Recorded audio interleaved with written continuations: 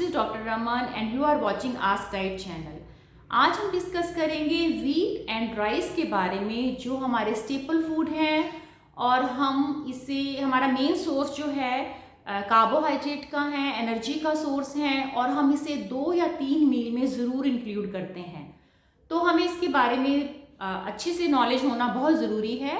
तो हम बात करेंगे इनकी न्यूट्रिशियस वैल्यू की, और जो वेट लूज़ करना चाहते हैं वो राइस खा सकते हैं या नहीं, अगर यस तो कितना अमाउंट इक्विवेलेंट है चपाती के बराबर राइस का, क्योंकि हम राइस जो है वो हमारी राइस की ओवर ईटिंग हो ही जाती है। और डायबिटिक पेशेंट जो है वो राइस खा सकते हैं या नहीं, और इसके अलावा रात में राइस खाने चाहिए या नहीं, और कौन से राइस बेटर हैं आज हम वो डिस्कस करेंगे। ठीक है, सो कीप वॉचिंग। तो सबसे पहले हम बात करते हैं न्यूट्रिशियस वैल्यू की। तो व्हीट की न्यूट्रिशियस वैल्यू जो है वो ज़्यादा है as compare to rice. Calorie content दोनों में सेम है। 100 ग्राम अगर हम राइस लेते हैं या व्हीट लेते हैं तो 340 to 345 जो है कैलोरीज होती हैं। बट हम बात करते हैं प्रोटीन की, तो प्रोटीन जो है वो राइस में 12 ग्राम, व्हीट में 12 ग्राम होता है, राइस में 6.8, और कार्ब कंटेंट जो है वो 69 के आसपास होता है व्हीट में, जबकि 78 to 79 राइस में होता है। और जो टोटल डाइटरी फाइबर हम काउंट करते हैं वो 12 ग्राम के आसपास होता है व्हीट में, जबकि राइस में जो है वो 3 टाइम्स कम होता है, यानी कि 4 ग्राम्स के आसपास। तो और आयरन कंटेंट भी जो है वो व्हीट में ज़्यादा होता है एज़ कम्पेयर टू राइस, चाहे वो पॉलिश्ड राइस हो चाहे वो हैंड पाउंडेड राइस हो। ठीक है, इसके अलावा सोडियम कंटेंट राइस में बिल्कुल नहीं होता। जो लोग सोडियम कंट्रोल करना चाहते हैं, जिनका जो हाइपरनेट्रीमिया के पेशेंट हैं, जिनका सोडियम लेवल हाई रहता है, उनके लिए राइस बेटर ऑप्शन है अगर वो डायबिटिक नहीं है।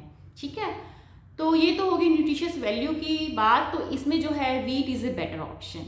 बट अगर हम बात करते हैं अब जो वेट वॉचर्स हैं, जो वेट लूज़ करना चाहते हैं, वो राइस खा सकते हैं या नहीं, या कितना अमाउंट ऑफ राइस जो है रिकमेंडेड है।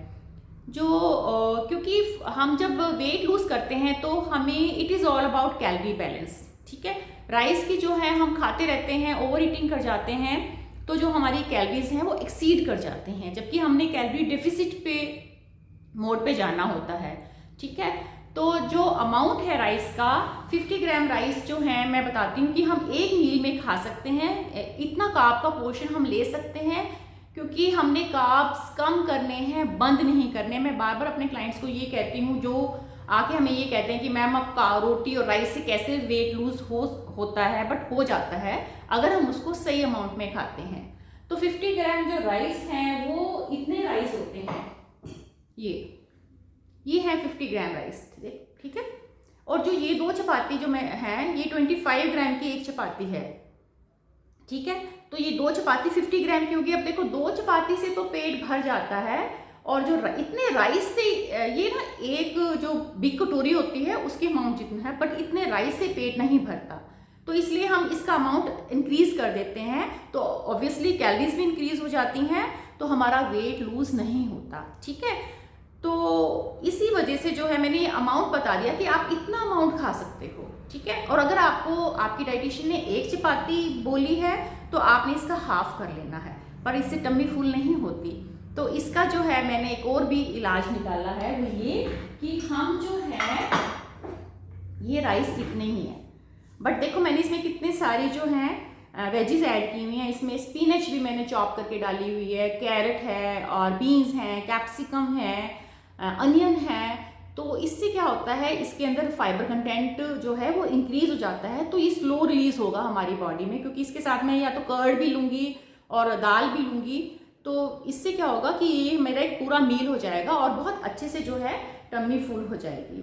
और जो लोग जो हैं बहुत एक्स्ट्रा एक्टिविटी करते हैं तो उनका अमाउंट भी थोड़ा, इससे कार्ब कंटेंट भी हम इंक्रीज कर देते हैं। बट जिनकी सीडेंटरी लाइफस्टाइल है और जो वेट लूज करना चाहते हैं, वो इतने से राइस में खूब सारी वेजीज ऐड कर दें, तो सी इतना बॉल तो बड़े आराम से जो है टम्मी फुल हो जाती है। ठीक है, और हम राइस के साथ अगर हम प्लेन राइस भी लेते हैं तो इसके साथ हम, अगर हमारे पास टाइम नहीं है पुलाव बनाने का, तो हम इसके साथ दाल ले लेते हैं, और इसके साथ जो है हम खूब सारा सैलेड ले लेते हैं। इतना सैलेड अगर हम लेंगे तो जो है टम्मी भी फुल हो जाएगी, और ये देखो हमारा प्रॉपर मील भी बन जाएगा। और अगर हमने और इसमें प्रोटीन कंटेंट ऐड करना है कि जो लोग स्पोर्ट पर्सन हैं या जिम जाते हैं, तो इसके साथ आप कर्ड ऐड कर लो, ठीक है। तो आपका जो है प्रॉपर मील जो है वो आपका बन जाएगा, ठीक है। तो इस तरह से अगर स्मार्टली हम प्लान करेंगे, तो स्मार्टली प्लान करने से क्या होता है, हम राइस भी खा सकते हैं। इसी तरह जो डायबिटिक पेशेंट हैं उनके लिए भी इतना ही अमाउंट है कि आपने 50 ग्राम राइस जो है अपने मील में इंक्लूड करना है। जितना भी आपका कैलोरीज आपको डॉक्टर ने या डाइटिशियन एडवाइस की है 1200 to 15, तो उसमें अगर आपने 50 ग्राम से लेस लेना है तो इसका हाफ कर दो, ठीक है। अच्छा, तो डायबिटिक पेशेंट में जो है हम देते हैं वो वाले फूड जिनका ग्लाइसेमिक इंडेक्स जो है वो कम होता है। Glycemic index means how quickly your sugar get absorbed in your body. जो राइस है उसका ग्लाइसेमिक बहुत इंडेक्स जो है वो ज़्यादा होता है, बट अगेन हम इसमें फाइबर ऐड कर देंगे, हम इसके अंदर वेजिस ऐड करेंगे, साथ में दाल ले लेंगे, दालों में भी फाइबर होता है, और सैलेड ले लेंगे, तो जो है हमारा ये उतनी क्विकली एब्जॉर्ब नहीं होगा। But always keep in mind portion control, ठीक है। अच्छा, अब लास्ट क्वेश्चन है कि हम रात में राइस खा सकते हैं या नहीं। राइस देखो कोल्ड इन नेचर होते हैं, तासीर में ठंडे होते हैं। तो जिन लोगों की कफज प्रकृति है और जो लोग जो हैं जिनको म्यूकस की या जिनको साइनसाइटिस की प्रॉब्लम है, कोल्ड कफ रहता है, कंजेशन रहती है, उन्हें राइस इवन समर में भी अवॉइड करना चाहिए। और विंटर्स में जो है वैसे भी राइस हम अवॉइड करने को इसलिए बोलते हैं कि क्योंकि ये ना बड़ी जल्दी डाइजेस्ट हो जाते हैं, और रातें होती हैं लंबी, तो हो सकता है रात को भूख की वजह से आपकी नींद डिस्टर्ब हो। तो रात को जो है विंटर्स में तो specially wheat is a better option, but yes आप जो है समर में इसे खा सकते हो, बट रात में आप इसके अंदर ब्लैक पेपर, बे लीव्स और जो है जो हम लोग गरम मसाला जिसमें सब कुछ होता है, जायफल, जैवित्री, ये सब आप ऐड करके जो है वो आप इस रात में भी राइस खा सकते हो। But always keep in mind portion control.